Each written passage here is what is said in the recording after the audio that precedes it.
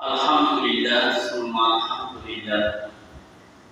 যে রব্বুল আলামিন আপনাকে আমাকে পবিত্র ঘর জুমাতে মসজিদে আসার বসার তৌফিক দান করেছেন, সে মালিকের প্রতি শুকরিয়া আদায় করে বলি আলহামদুলিল্লাহ।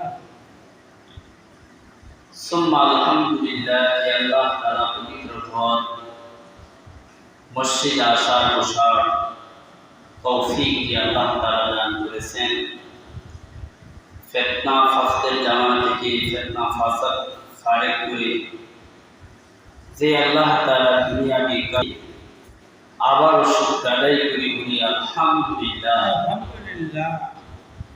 সম্মানিত হাজির, সম্মানিত, আজকে পবিত্র জুমার আলোচনা হলো জাহান্নামের ভয়াবহ, জাহান্নামের আগুন থেকে